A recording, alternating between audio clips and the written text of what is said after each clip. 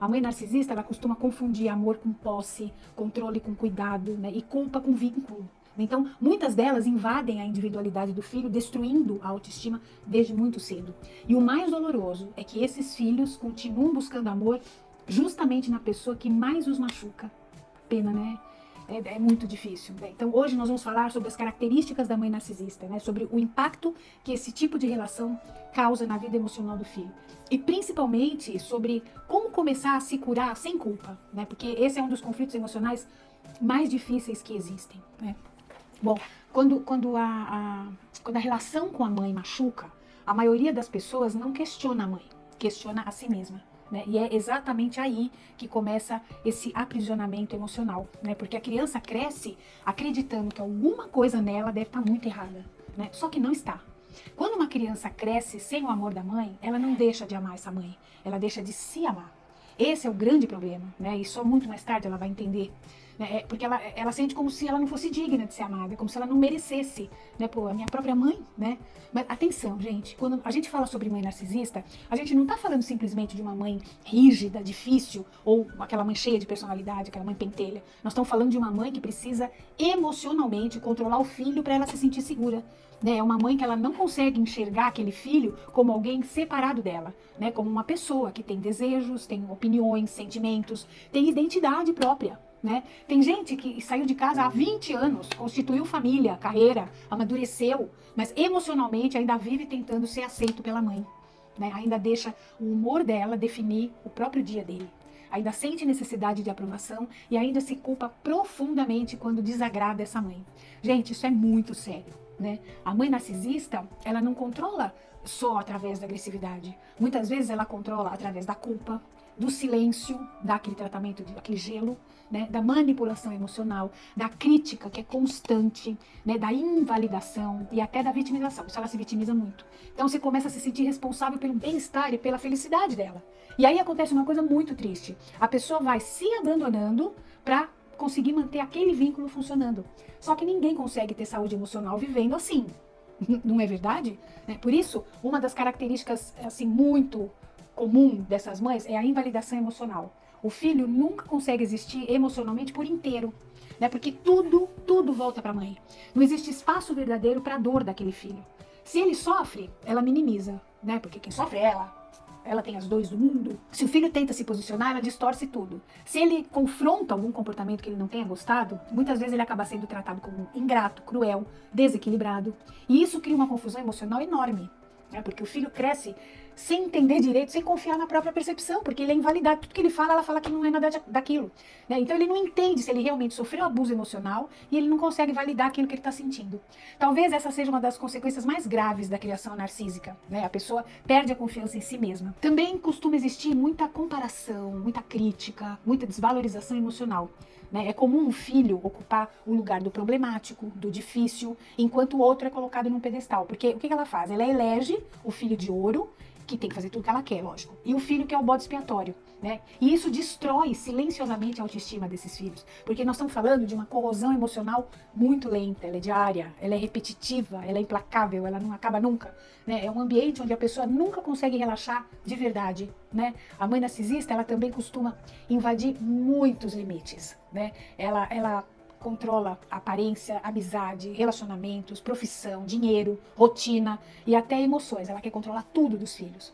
Algumas expõem intimidades dos filhos para as outras pessoas.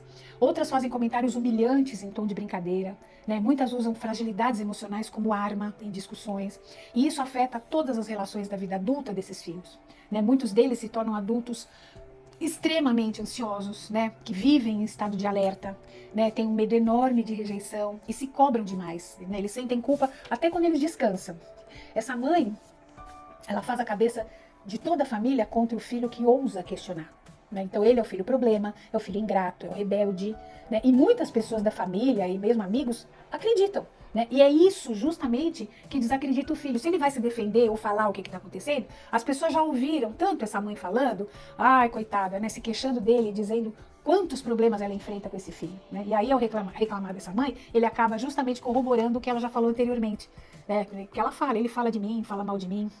Alguns desses filhos, né, em uma boa parte, entram em relacionamentos abusivos porque eles confundem intensidade com amor. Né? Como eles cresceram associando vínculo, atenção emocional, eles acabam estranhando relações tranquilas, relações seguras, relações onde exista respeito. Né? Mas existem também aqueles que endurecem emocionalmente.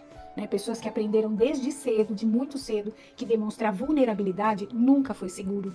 Né? Porque a mãe narcisista, ela capta tuas dores e usa como arma. Mas existe uma dor silenciosa que quase ninguém fala sobre essa relação, que é o luto da mãe que você gostaria de ter tido, que você merecia ter tido. Porque, no fundo, muitos filhos continuam esperando acolhimento, reconhecimento, validação, amor, um olhar carinhoso, né? Só que uma das etapas mais importantes da cura é entender que talvez essa mãe nunca consiga oferecer isso da maneira como você precisa. E aceitar isso dói muito. Só que continuar esperando eternamente também destrói o seu emocional. Então, como começar a sair dessa relação, né?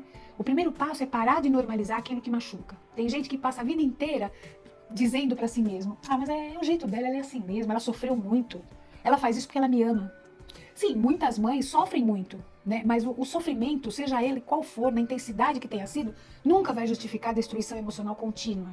Entender a dor da sua mãe não significa aceitar tudo. Outro passo fundamental é aprender a colocar limites sem sentir que você está cometendo um crime. Né? Porque essa culpa faz parte, ela foi implantada em você. Filhos de mães narcisistas costumam confundir limite com crueldade, porque eles foram ensinados a se abandonar emocionalmente para manter a paz da relação, ou fazer o gosto dela a qualquer custo. Né? Mas limite não é crueldade, é proteção emocional. Né? Você não precisa aceitar humilhação porque ela é sua mãe. Aliás, como sua mãe, ela jamais deveria te humilhar. Né? Você não precisa tolerar invasão emocional para provar amor. Esse vínculo é completamente disfuncional. Em alguns casos, essa relação pode ser reorganizada com menos expectativa e mais distância emocional. Né? Às vezes, até o afastamento físico completo pode ser necessário. Cada caso é um caso. Terceiro passo, pare de tentar convencer sua mãe sobre a sua dor. Muita gente passa anos tentando explicar sentimentos, justificar limites, pedir reconhecimento, né, buscar compreensão emocional. E, sabe, é necessário que vocês entendam de uma vez, né? Pessoas narcísicas raramente conseguem sustentar autocrítica verdadeira, porque elas vivem se defendendo emocionalmente o tempo inteiro. Elas se acham vítimas de tudo, né? E quanto mais você tenta convencer alguém que não quer enxergar, mais você vai se desgastar. A cura começa quando o foco sai da tentativa de mudar essa mãe e volta para você. Né? Isso geralmente exige terapia, gente. Porque o filho de uma mãe narcisista precisa reaprender algumas coisas. Né? Ele precisa reaprender a confiar na própria percepção. Ele precisa entender que ele não é responsável pelas emoções dos outros. Ele precisa aceitar amor sem precisar se sacrificar o tempo inteiro. Amor não dói, seja o amor que for. Né? Outro passo muito importante é trabalhar a culpa, porque muitos filhos se sentem pessoas horríveis só por reconhecerem que sofreram dentro da própria família. Mas é fato, sofreram mesmo. Né? Reconhecer abuso emocional não é ingratidão, é lucidez. Entenda isso, é lucidez. Não significa viver com ódio e nem transformar a mãe numa vilã absoluta. Significa apenas olhar para a realidade sem romantizar. Né? Porque família pode sim adoecer emocionalmente alguém, e muito, justamente porque a gente não se defende da família, a gente ama. Né? E interromper esse ciclo é um ato de maturidade emocional. Se eu pudesse te dar um conselho, seria o seguinte: pare agora de buscar validação em todo mundo. Muita gente criada por mães narcisistas crescem extremamente dependentes da aprovação externa. Né? Precisa ser elogiado o tempo inteiro para entender o significado dela. Né? Tem medo excessivo das críticas, sente necessidade de agradar. Por quê? Para se sentir amada. E aí começa um trabalho seu, com você mesmo. Né? Aprenda a se validar sozinho. Entenda o seu valor, aprenda a sustentar escolhas sem precisar de autorização, né? Principalmente autorização emocional dos outros. Aprenda a dizer não sem culpa. Aprenda que desagradar alguém não transforma você numa pessoa ruim. E talvez uma das maiores libertações da vida adulta seja entender que você não precisa continuar tentando merecer um amor, né, que deveria ter sido dado naturalmente. Não rolou, infelizmente você nasceu numa família que tinha essa mãe. Mas saiba de uma coisa, o fato de você não ter vivido tudo isso não faz você alguém indigno de amor.